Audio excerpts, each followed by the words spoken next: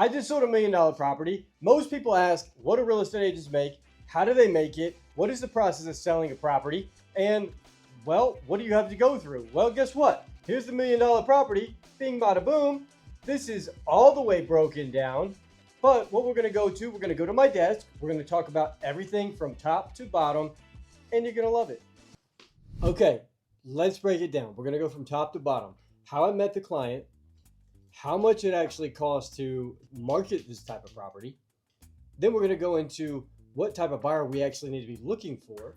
We're going to break down closing costs, and then we're going to break down commissions, which everybody's always so worried about. So the relationship, how did it happen? Well, it was a crazy mix of events. I ended up meeting the landlord of our old leased property, and we hit it off. And that's really where it all started. He reached out to me about some other properties that needed to get leased, commercial units.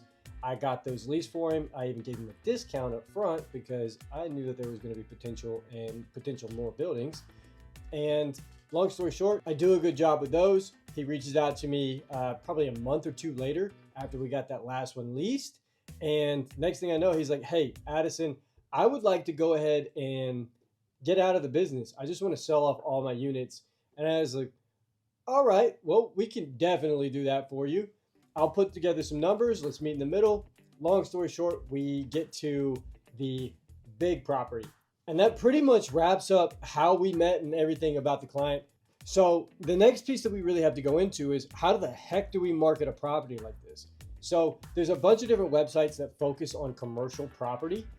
We obviously have the MLSs as well that do commercial, but we've now got to make sure that we have all of the certifications that we need to make sure that we are posting these properties in the correct place. We do all these things. The marketing cost plus the advertisements that we ran was around $4,000. That got us pretty much everything we needed to do, but now we really needed to focus on hitting the ground with just calls, right? We needed to know what type of buyer we were looking for because that's going to give us the correct advertisements. That's going to give us the correct places to market to. And so, one, we know that this person has to be either an investor type or own a business. They have to at least make $150K a year, and they need to be cash flow positive because they're going to have to be able to put a good amount down on this type of property. Now, one thing that we do have in our favor with this property is the fact that my guy owns this property outright, so we can do seller financing as a potential possibility. What is seller financing? I'm going to put all that on the next slide. So now we know what the buyer looks like on this type of property. Now we know what to market for. We know who to market to, and we start doing that. That's all handled. Now, what is this buyer going to have to come to the table with? Because now we really need to break down the numbers. And this is the big old piece. Drum roll, please. Guess what? We've got a lot of numbers to go over. Number one, the buyer needs to have somewhere between 200 to 300K in their pocket because down payment is about $100,000, if not a little bit more. The closing cost is going to be somewhere between $20,000 to $50,000 ballpark, depending on what type of loan that they do. The third piece to this is they're going to have to pay for an appraisal, which we did a pretty good job, as you can see, because we almost got exactly what we were asking for. 1.1 is what we asked, and we got a million. So all of these things together, we know that this person is going to have some money, right? Going further into this, we have holding cost. This holding cost is going to be somewhere around, I would say, $2,000 to $3,000 a month just to keep the current tenant happy. They have a certain way that they like their property maintained, and we have to uphold that. They need to be able to have a good amount of income coming in because of the fact that this monthly payment is going to be somewhere between $7,000 to $12,000 a month, and that's just averaging, right? So they have to have solid income. Oh, and I forgot to mention the fact that the other part of the building that's not being leased currently, guess what? It needs a lot of work. It needs a full renovation close to around $50,000. So either A, this buyer is going to take on that cost, or B, they're more than likely going to ask us to do this renovation first before they move in. This is a prelude to what's coming.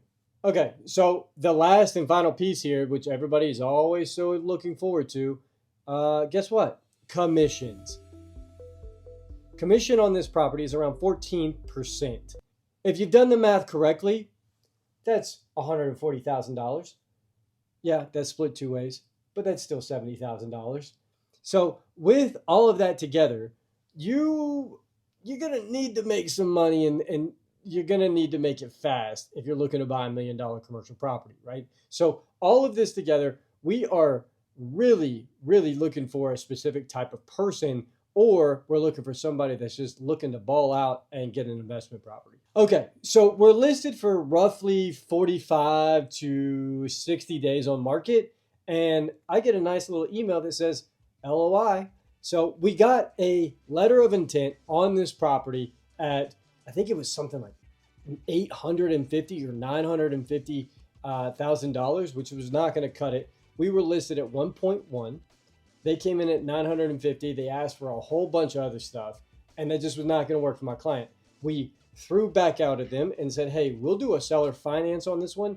If your folks come up to $1 million, my guy will be okay with being a mortgage holder, and you pay us." We gave out some certain percentages. There's certain things that I'm not going to really go into on this conversation, but there overall we ended up getting exactly what we asked for. We got right at $1 million sold, and my guy was very happy. They were very happy. Now, all of this to be said, we also had to do a full renovation on this property, which cost somewhere between $40,000 to $50,000, so that this buyer could move in their business into the space that was not leased, and ultimately wanting to take over the rest of the entire property. So all in all, the deal was perfect. It couldn't have gone any better. Everybody's happy. Everybody got to make some money, and overall, my client, was more than ecstatic because they're now getting paid on a regular basis, even more than they were with just that tenant in there. So my guy is very happy. I think he even took a vacation to like England or something like that. If you're looking to learn more about residential real estate, commercial real estate, what being a real estate agent is all about, if you're looking to know more about investments, that's what we're here to bring to you guys. If you guys have any questions, anything you need, give us a like, follow, give us a comment, DM us. We have social media across the board. So anywhere that you are consuming content, we're there. Just follow us, the Corbin Real Estate Team, Addison Corbin as well. As usual, talk to you guys soon.